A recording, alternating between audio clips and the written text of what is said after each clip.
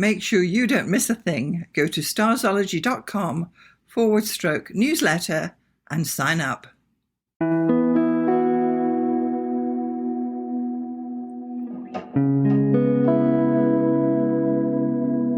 Welcome to the Starzology Astrology Podcast. I'm your host, Alison Price, and I'm here with my good friend and co-host, Arwynne O'Neill. Hello, Alison. It's great to be here again. Thanks so much for joining us again. So in this week's podcast, we're going to be talking about the asteroids. Yeah. And let's just be clear, there are hundreds of asteroids. So we're not going to talk about every single asteroid, but we're going to talk about some high-profile asteroids, some where to start with asteroids, exactly. And the ones that we need to kind of pay attention to. The big four. The big four. The big four to start with. Yeah. So basically what we have is the asteroids are not technically planets. They are, because they're too small. Mm-hmm. And in the main, they lie in the asteroid belt, which lies between Mars and Jupiter. Yeah. And Bode's law states that there should have been a planet at that position, but this is what the scientists reckon, that it was there, but it fragmented, and that's why we have this. Yeah. So most of the asteroids are within the asteroid belt, and therefore, because Mars takes 2 years to go around and Jupiter takes 12, asteroids are about 4 to 5 or 6 years for their orbit. Yeah. But then you also get asteroids that lie on Jupiter's orbit 60 degrees ahead and 60 degrees behind, known as the Greeks and Trojans. Mm-hmm. I know. Yeah. So we're digging deep into some mythology here. We'll get into that a lot more later on. Yeah. But that's just by the way. Yeah. So we do have the big four. I'll mention them now. We've got Ceres, Juno, Vesta, and Pallas Athene. We're going to be talking about them particularly. Yeah. And then there's a couple others that I'm going to throw at you at the end, just for good measure. Sounds awesome. Yeah. So these came to light, right, during sort of in the mid-'80s, during that renaissance of astrological fruition, and mid-'80s? Mid-'80s, when Demetra George published Asteroid Goddesses, the Mythology, Psychology, and Astrology of the Re-Emerging Feminine. And that was in 1986, I believe. Yeah, that is the best book. Yeah, and I mean, she's the OG, the absolute authority on the asteroids. But you can find her book on, any of your book shelves. We'll put a link below. Exactly, we will do that. But since then, of course, more things have been discovered, and these are kind of the biggest and the most potent that you'll see in the software that you may have, or some of the websites they put it in automatically. Yeah, not all software carry it, right? So I know Astro Gold has the big four. Yeah. Janus has it. I think Solarfire does as well. I think maybe one of them, it might add Juno automatically, or. Yeah, but you can add them all. You can add them or take them away or whatever it is. Yeah. So typically, because the asteroids are pretty small, smaller than the moon, actually, it's kind of interesting. But Ceres, which is the biggest asteroid and the first one that was discovered, has actually been classified as a dwarf planet on the same status as Pluto. Yeah. So this was our friend Mike Brown back in the day. He demoted Pluto but elevated Ceres. Right. So they're both equally, important astronomically. Right, astronomically, yeah. And the reason being that Ceres is actually a tiny, tiny, tiny bit bigger than Pluto, mass-wise. It's crazy. Yeah. It's crazy. Yeah. So as an astrologer, I've always used Pluto because when I learned Pluto, there were still 9 planets. Yeah. I mean, when I learned astrology, there were still 9 planets. And I never really took to having the asteroids in. So I don't generally put asteroids in. But if I do, I put Ceres in because it's a dwarf planet. Yeah. How do you feel about this? Yeah. Are you using asteroids much? I mean, no, but what I do is when I will, research a chart like in depth, like my own chart or my partner or, people very close to me. Yes. If it makes any connections, like if it's just floating by itself and it's not doing anything. I mean, for me, like I have Pallas Athene in my first house. So that you have who? Pallas Athene. Oh, yes. Yeah. Yes. So it's significant for me. And that's one of the things that I would say, if it's in your first house, if it's in your 10th house, if it's making a connection to one of the angles in your chart, or if it's making a conjonction to another planet in your chart, then it's important. And if it's just floating off by itself, I do. You can use it or not, Yeah. It's like, there was one astrologer who said it's like, celestial gravel. There's just so many of them. Right. It doesn't seem to make sense. It's like if you're bored of all the other planets and all the other things that are going on in your chart, and you've exhausted all of those stories and possibilities, then start with the asteroids. Start popping them in there. And therefore, that's what we're saying. Then you would start with Ceres. That would be the first one to start with, and then move on to the other three of the big four. That's the Pallas Athene, Juno, and Vesta. Yeah. So I just want to point out as well that sometimes people get confused and call Chiron an asteroid, and Chiron is not an asteroid because Chiron's between Saturn and Uranus, and it's known as a centaur. Yeah, and so there are several, but Chiron's the biggest. So they're in a different position, but if we want to split hairs, which of course we would do, wouldn't we, about these things, and and then you get other things like Eris and Makemake and all of those, they're the trans-Neptunian, way past Neptune, past Neptune, and that includes Pluto. And then this other stuff that we've spoken about in the past. And all that stuff. So there's a lot. Once you start, as you say, once you got past the main planets, the sky's the limit. Literally, you can just keep digging and finding these asteroids, placing them in your chart, and then interpreting them as they fall in the house, the sign, and the aspects, as you would any other planet. Totally. I wonder who has time. Some people love the asteroids. Some people they do love to put every little scrap of as you say, gravel in. And, yes. When you see these, if you see some charts that go through on the Facebook groups, they're just. I don't know about that. It can be interesting when you're looking at political things too. Yes. Because if you're just doing a chart for a person who walks through your door, you're going to want to keep it simple. But if you're the kind of astrologer who is looking at political themes and historical cycles, then it is super interesting to kind of put everything in there and see what clumps up, for lack of a better description. Because oftentimes you'll see these huge pileups that you wouldn't see if you were just looking at the traditional planets. And that can kind of lend weight to, I see why everything is happening this way right now, because you wouldn't necessarily see these patterns unless you were looking at all this stuff, and all of a sudden you're like, oh wow, it really jumps out at you if you put more gravel into the chart. I know. I wouldn't use the asteroids as part of major aspect patterns like T-squares and so on, even though they will form them, but I wouldn't take that because they just don't have the weight or the... Quite literally, they just don't have the weight to carry it off.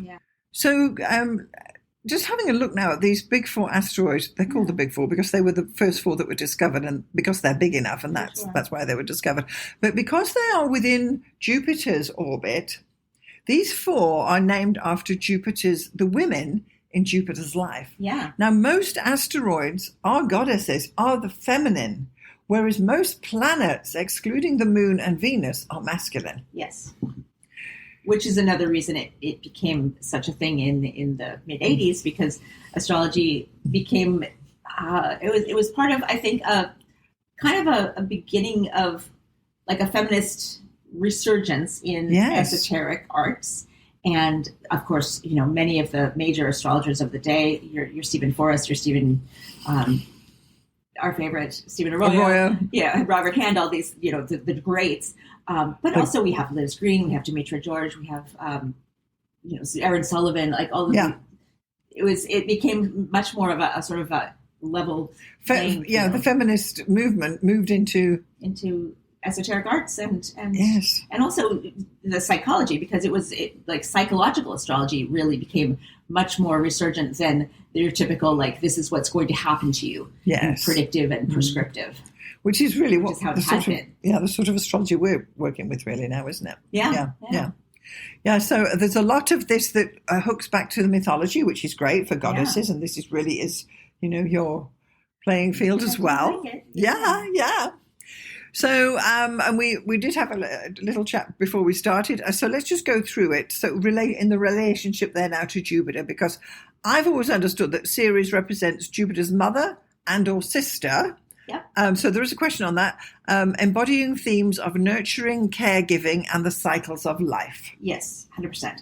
And also, Ceres is equivalent to Demeter in Greek mythology. Okay. So Ceres is the Roman goddess, and Demeter is the Greek goddess. So when you talk about the myth of Persephone and her descent into the underworld because of Hades kidnapping or seducing, whichever, and Ceres / Demeter being her mother, who then cast the world into darkness, and that's why we have the seasons. So this is the goddess of the grain and the harvest and all the stuff, but also the sort of the vengeful mother goddess.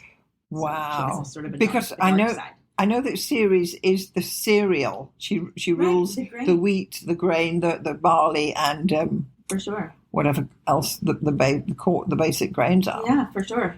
And there's this connection then, because of her daughter, because of all that thing with grief, with family legacies of pain, with separation and nurturing, but also loss and the cycles of death and rebirth that have to do with the seasons, but also that have to do with parenthood and familial love and all that stuff. Wow. Yeah. It's super interesting. It really is. Once you get into these asteroids. Yeah. So then if we look at Vesta, which is, as I understand it, Jupiter's sister. Yeah. And this here is symbolizing focus, devotion, and sacred dedication. Yeah. So, again, it's all within Jupiter's family because they're within Jupiter's orbit. Right.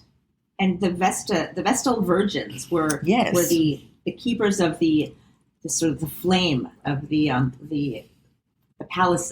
What's it called? The temples. The temple. Yes. The temple. Well, the symbol is that flame. Is the fire bowl. Exactly? Yeah. So they were these Vestal virgins, and they were the priestesses who served under the goddess Vesta, and kept the hearth fires burning, and they kept the sacred springs. Like Cinderella, yes. Yeah. So here, this is interesting because the sister is really quite a strong keyword for Vesta. Even things like nursing sisters and nuns who are sisters, if you will, are, and anyone who's in a sorority, right, which is a tricky word to say, can be symbolized by Vesta as well. Well, absolutely, and I mean, obviously, nuns and nuns. Sisterhoods, nuns. And any kind of, nowadays there's a lot more sisterhoods than there were back then. Back then you had to kind of devote yourself to God if you wanted to live a life that was not just an endless cycle of pregnancy and possibly death in pregnancy or from sepsis. I know, right? Some other awful. And we say ancient times, but only in the last 150 years has that even not been a thing. Doctors didn't even wash their hands before delivering babies until incredibly recently on the grand time scale of human history. So the Vestal Virgins, that was a great option for a woman who was not, wanting to go off and be married and be a mother. Yeah, and frequently back in the day when women had 10 kids, you had sisters. Everybody had sisters. Whereas today, it's not the case. No. You don't. I mean, I do. No, I have no. Yeah. No. So it perhaps 100 years ago, this was more significant sister-wise, if you will, for Vesta. So, but even today, it will represent sister if it's in your chart somewhere. Yeah, so. And sisterhood, brotherhood, these are now things that we choose, right? We choose whether we call someone bro or sister. Yes. It's a bonding thing. It's like,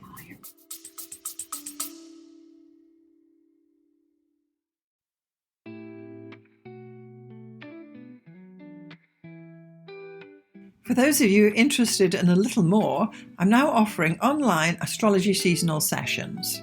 So there's one session in each of the solar seasonal mid-months, which will be February, May, August, and November. I'll be chatting about advanced astrology topics through a Zoom presentation. If you're interested, check out the link for my seasonal sessions in the show notes below. Now back to the episode. Yes. It's quite interesting that, So then we get on to Juno, whom I understand was Jupiter's wife. Yes, counterpart to Hera. So you mentioned Hera's the more common, that's the Greek version. Juno is the Roman version. All right. And she represents marriage, commitment, but also betrayal and infidelity because, of course, Zeus / Jupiter was a constant philanderer. And she also represents women, but yet she was constantly enraged and taking it out on all the women that Zeus / Jupiter slept with. And she's a complicated character. Yeah, I've got some keywords here for Juno as Jupiter's wife. It's highlights partnerships and loyalty and the dynamics of committed relationships. Standing by your man as wives do, no matter what they've done. You're standing there and saying, "Oh, well, I am not a crook," or whatever they're saying publicly. They stand by a man. Yeah, it's the wifely role. It's the what wives have to put up with. Totally. There's a whole thing there. It is truly, and she also represents fairness and the law. And I mean, law was a huge thing in ancient times. The legalities and the punishments and what was fair and what was all right, the beginning of the legal system. So I wouldn't say that she was she's not like the justice card in the tarot, but she has to do with fairness, and I think maybe more of a domestic sense of justice, like the small justices, as opposed to she's not the one meting out corporal punishment, but capital punishments rather. Yes, spankings maybe, beheadings no. Because I understand that even back with the Romans, when the centurions went into the army, they were automatically divorced even if they were married for that 40 years they were in the army. So they were considered unmarried at that point, and even their wives get left behind. And then when they left the army, they could either take her back up or move on to new, pastures new. But all the centurions who were in the Roman army were considered single men. Yeah. So the wives they just stand there, right? Yeah. Hey, I'd rather join the Vestal Virgins if those are the options. Yeah. But this is an interesting, and maybe I should wait till the end to bring this up, but it's on my mind, so I'm going to go for it. So there's this book that I recently read. It's a graphic novel, and it's amazing. The art is incredible. The story is incredible. And it has a small connection in the title, but also in the storyline to Wonder Woman. So if anyone's familiar with the Wonder Woman origin story and mythos, she's an Amazon, and she's from the island of the Amazons. Her name is Diana, which it's part of the mythology of Artemis and Diana. The moon, the moon goddess and the goddess of the hunt. But this is called Wonder Woman Historia, the Amazons, and it's a series by Kelly Sue DeConnick, who is an amazing writer. And the art is, if for no other reason than the art alone, I absolutely love this book. But it basically describes Wonder Woman / Diana only appears, spoiler alert, as a baby at the very, very end of the entire series. And it's like, this is the whole story, is the backstory of the Amazons. But it's basically how the Amazons were created. And they were created by each of the main goddesses coming together and saying, like, the rule of men has been disastrous for women. We need to fight back. And all the goddesses, the main goddesses, Aphrodite, Artemis, all these, they get together and they form the Amazons. And they have they have 7 tribes of Amazons who come together.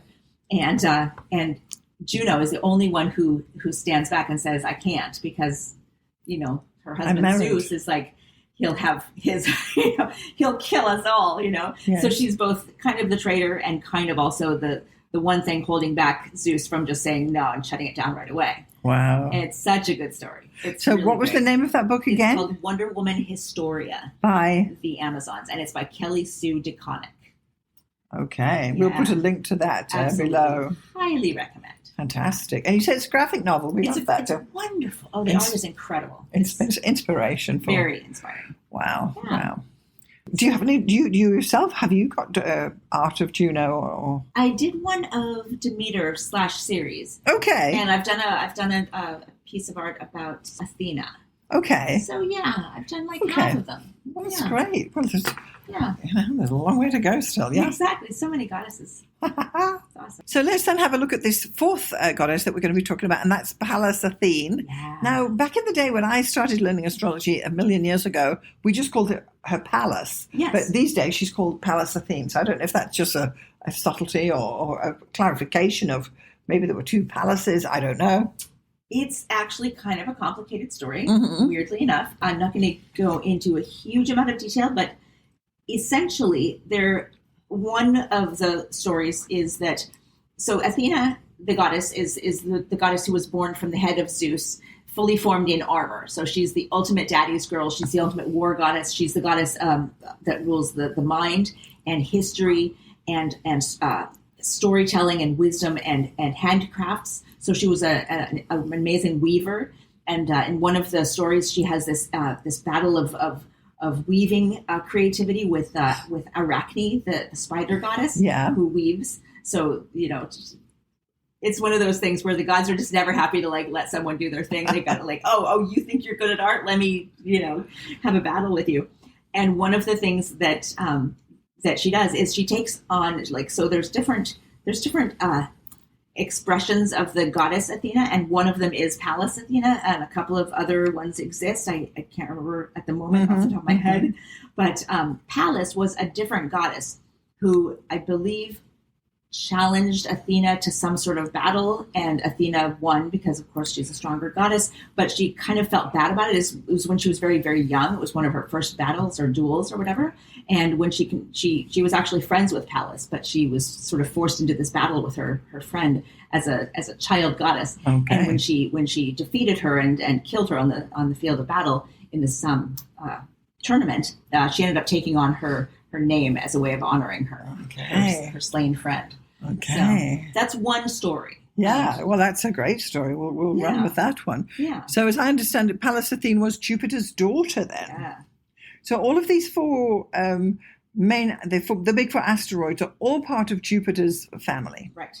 And the mythology, as you say, it's far and wide. There are multiple stories relating to these goddesses, but in the naming, when they discovered the asteroids, and they became named because they were following that tradition of using the Greek pantheon, and all of the asteroids, all of the moons of different planets, they're all named after different clusters of gods in different mythologies. So we have names that are like Hawaiian gods, names that are Inuit gods, and these are the Jupiterian ones. It's actually wonderful that astronomy has kind of kept with that tradition, because they could just name them after, Joe Bloggs, Chevron and Amazon, not Amazon, that's a bad example.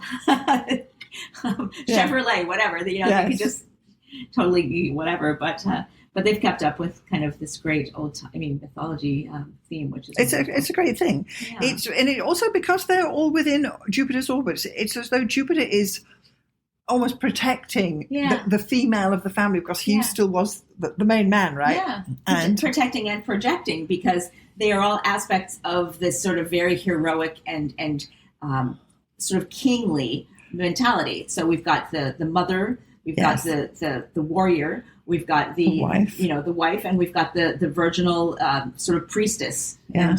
And those are all different aspects of these sort of eternal and ephemeral feminine energy.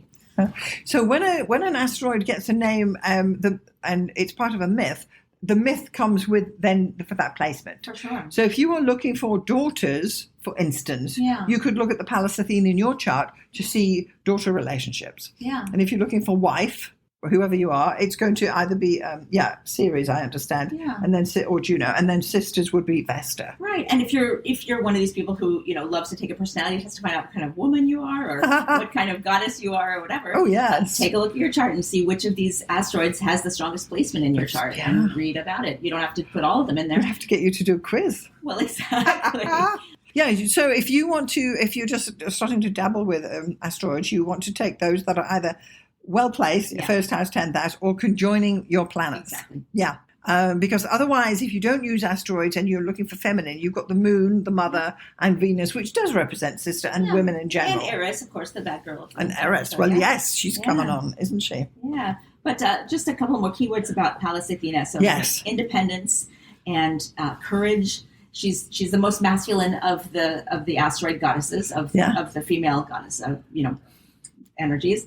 And wisdom and strategy, because she was a war goddess, but also intellect and problem solving and art and crafts, because she ruled the weaving and crafts were like a huge thing in the ancient world, because of course they didn't have technology. So technology was basically weaving and pottery and all those things, pattern and making, crafting and pattern making, and Interesting. Yeah, exactly. And it had a lot to do with war, because what do you as it does now, innovation is always nothing changes, does it? With more, right?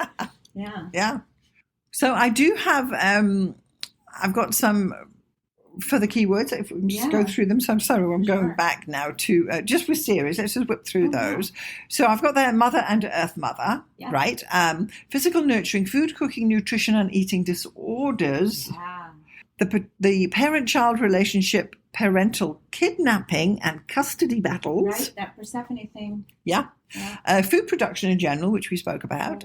The nurturing principle and where and how you feel nurtured. And then we have love and comfort, infertility and barrenness. Oh, interesting. Yes. Fear of abundance. And cereals of the harvest. So this is to do with Ceres, and many of these keywords can be seen through the moon or Venus, but these are drilling down that extra layer. And then the body parts for Ceres is the uterus and the upper intestine. Digestion and reproduction. Exactly. Amazing. Exactly. So that's just for Ceres. And then for Pallas Athene, I've got some further keywords of, this is now the father-daughter relationship, daddy's girl and what have you, mental nurturing, because men tend to, dare I say it, men tend to nurture. Mentor mentally. They're saying, oh, well done, jolly good show, whereas mother's actually feeding you stuff, right? And so she's the girl who sort of says, no, I'm going to follow in dad's footsteps. Yes. Teach me, Dad. I'll be your son. And also the symbol for Pallas Athene, this is an interesting one, it's that diamond shape on top of a cross. Yes. And it looks as though it's kind of a like the Venus symbol, but like squashed into a rhombus. But it's also the head of a spear. So it's the aggressive phase, female almost. Spear, Great. So we also have the ability to see patterns and link ideas. So mentally we use that.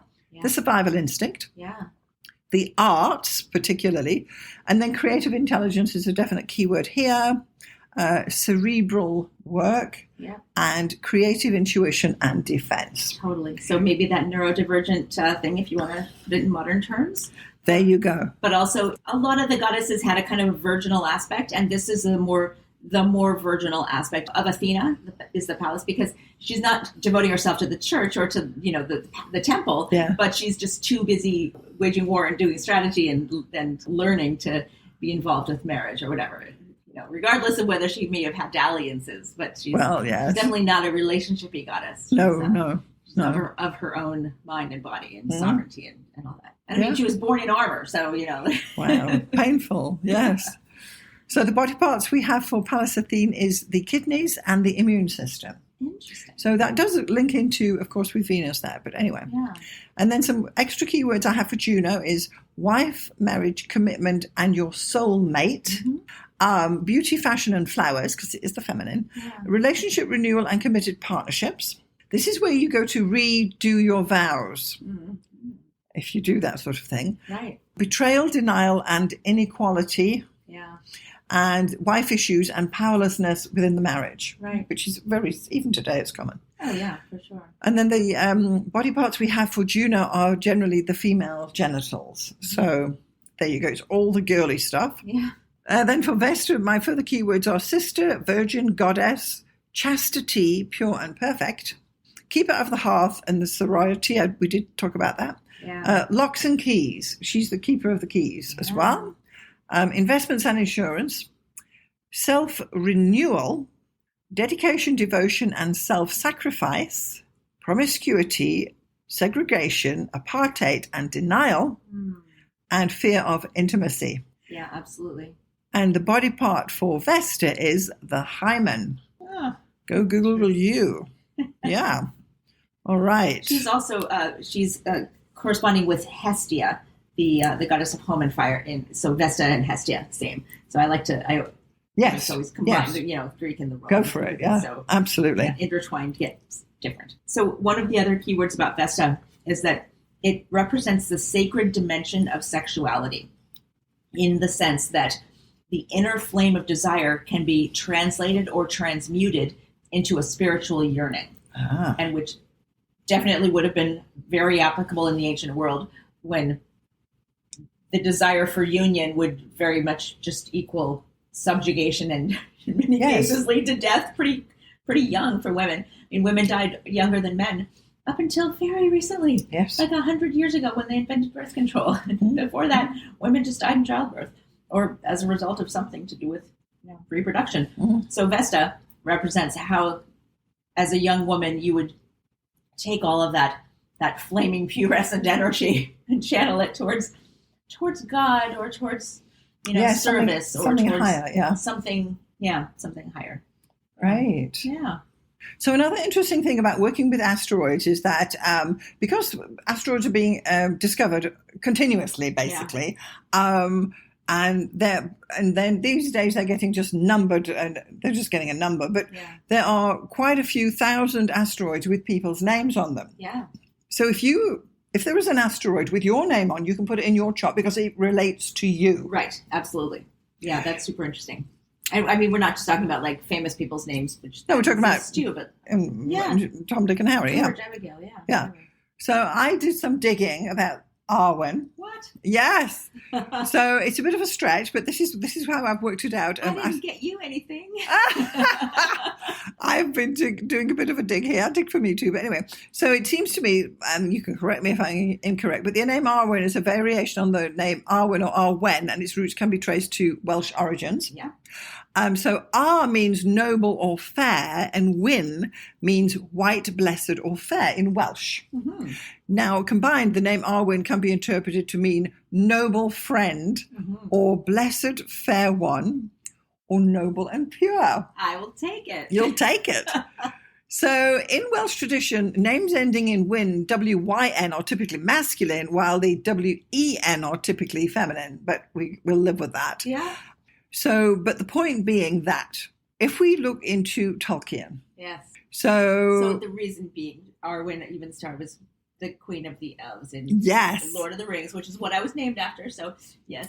Yeah, so this is what I've dug out. So the name Arwen from Tolkien's Lord of the Rings shares similar roots. Tolkien constructed Arwen to mean noble maiden in his Sindarin Elvish language, which aligns with the Welsh linguistic heritage. Yeah. So the root meaning of Arwen noted in nobility, fairness, and purity, reflecting qualities of grace, elegance, its association with Tolkien's Elvish naming conventions adds a layer of fantasy and literary charm. Arwen Udomil? Yeah. Udomil is a prominent character in his Middle-earth legendarium, and she's an elven princess, the daughter of Elrond, and known for her exceptional beauty and wisdom, as you are. Wow.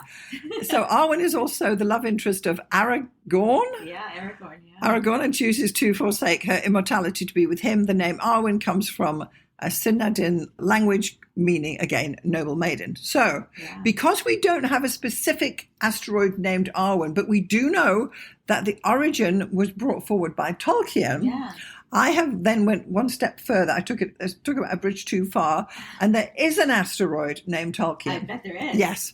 So what I did was I dug it out for your birth chart, and you'll be happy to know that this asteroid Tolkien in your chart is at 11 degrees 33 Aquarius. Oh, wow. So this actually puts it's in your third house. And it's almost conjunct my IC. It is conjunct your IC. It is. Like, it couldn't be closer.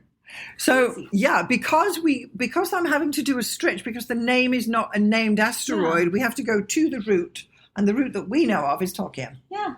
Because even the Welsh didn't create an asteroid with Arwen, right. But Tolkien put the name forward. So how do you feel about, what is that, 11 degrees Aquarius? That's incredible. Conjoined your IC, third house. 12 degrees Aquarius. That's amazing. Yeah. So it's like Tolkien is my, kind of spiritual father there in the, Exactly, because you always come with the, I was named after Tolkien, blah, blah, blah, blah, blah. So this builds in that even if there isn't an asteroid with your name on it, there is a root to it. That's hilarious. And I did I think I mentioned this on one podcast at some point, but I had this dream that I opened a bookstore/restaurant. It's like, let's combine two dying industries. Like, that's a great idea. Really? I don't think you mentioned it, yeah. And it was called The House of Elrond's Daughter. And and immediately I Googled it. I was like, this has to exist. Nope, nobody's done it yet. So, Well, there's a name for something coming forward this year. Millions and billions of dollars into a retirement job.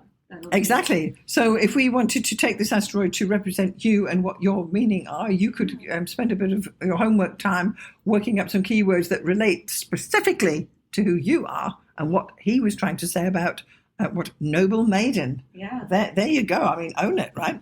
So, of course, I did you, and I also did myself, which I'm going to... I know! I love this. This is awesome.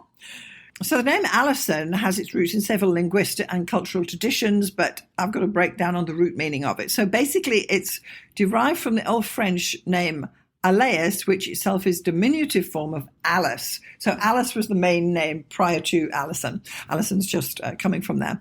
And it says that Alice originates from the Germanic name Idelheidis, which combines the element of idal, meaning noble, held, meaning kind, type, or sort.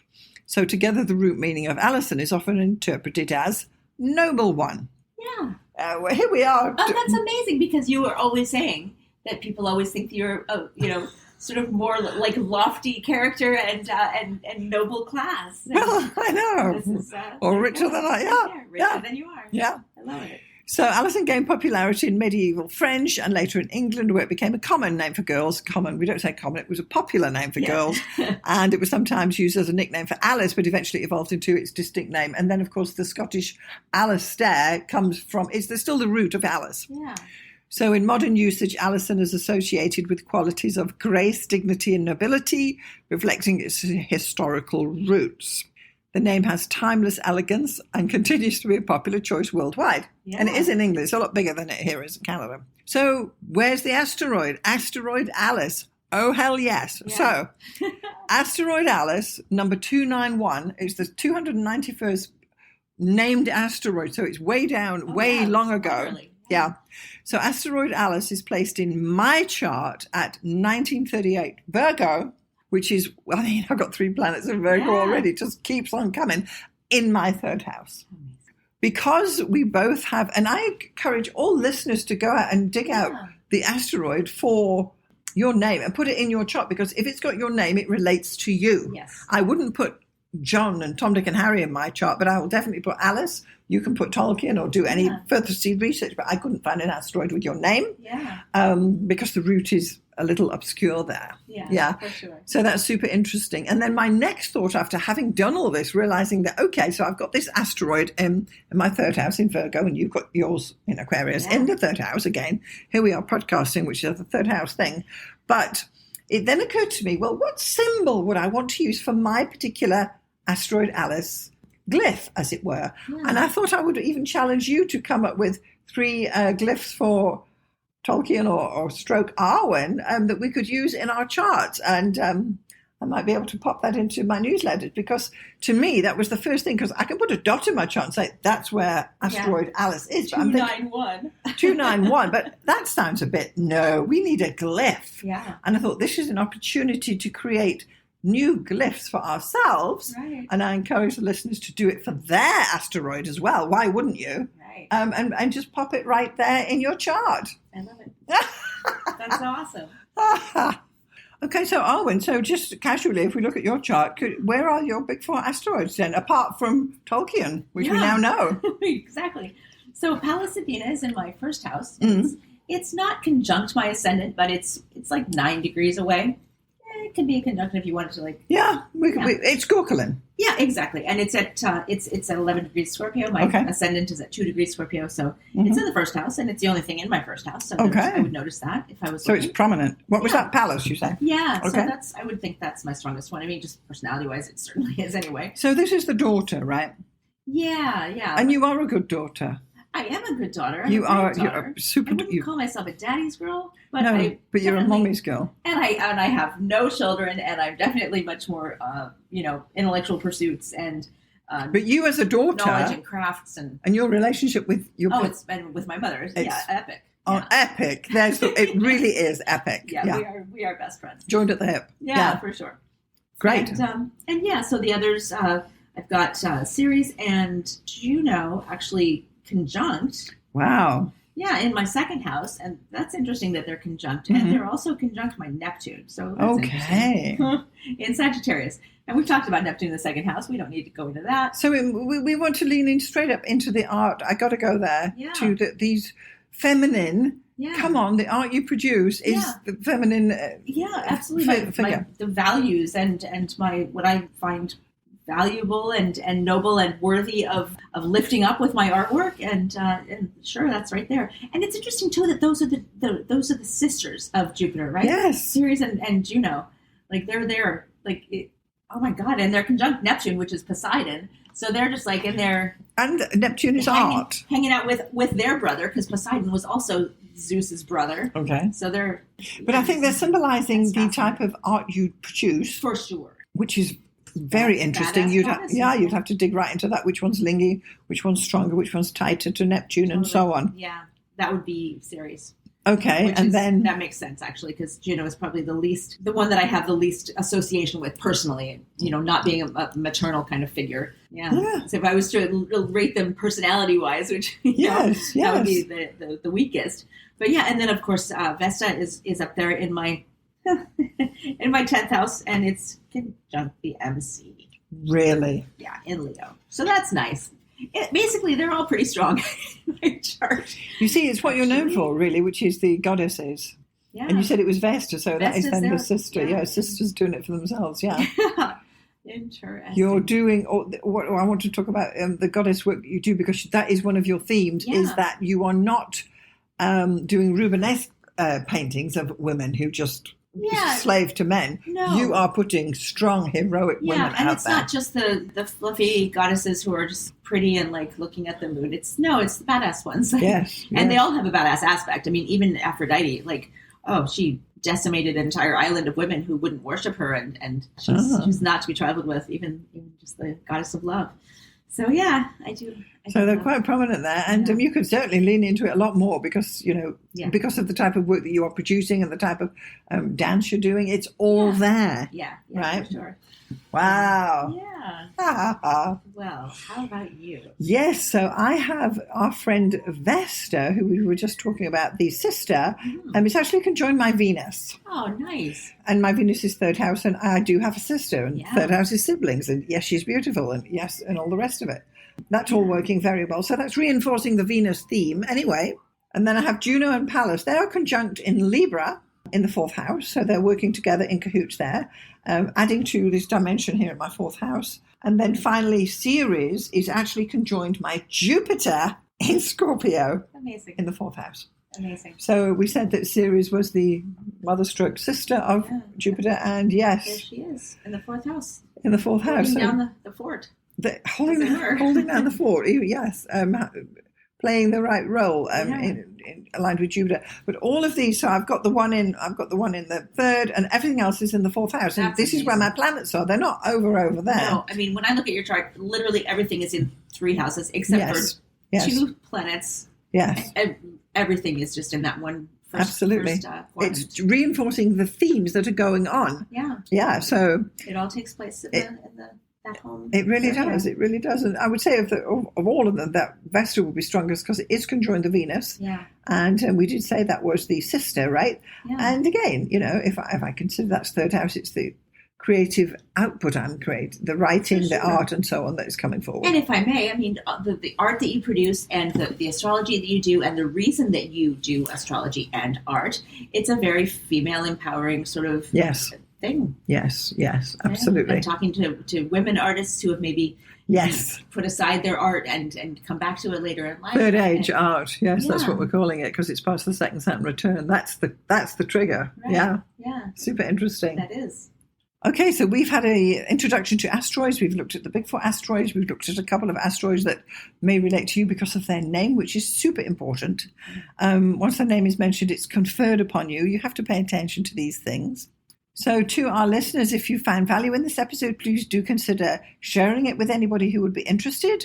You can email us at starzology@gmail.com. Make sure you're getting our newsletter, and you can sign up at starzology.com/newsletter. And certainly with goddesses, make sure you're following Arwynne, and she is at... I'm at mspink.net. That's mspink.net. And I send out a weekly newsletter every Saturday. I am talking about art and politics and nostalgia and goddesses and anything that interests me. Pop culture. Yeah. Yeah. All the stuff out there. Yeah. Yeah. So if you'd like to send any of your questions to us, if you're listening on Apple Podcasts or Spotify, you can click the very link at the very top, send us a text. If you do, please put your name in it, because I've had a couple of texts from people I don't know who it's from, and we'd love to answer your questions in a future episode. Mm-hmm. So Arwynne, and leave us a rating or just a review, or just rate us 5 stars. Whatever you like. Yeah, rate it. You can rate us up to 5 stars on Apple Podcasts. Go for it, please do. That'd be great.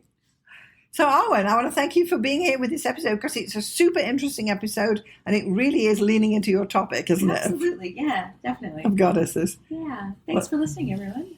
Yes, so thanks so much for being here today, and we'll see you next time. See you next time.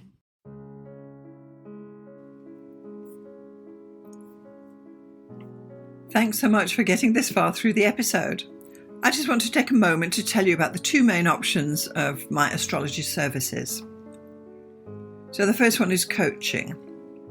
If you are an aspiring astrologer, and by that I mean someone who's perhaps a hobbyist astrologer, or someone who's learning astrology, or a student, or you've got a few books and you've been doing it for a while, but perhaps you need a little bit of help to bring it all together, then maybe getting some astrological coaching from me would be the answer for you.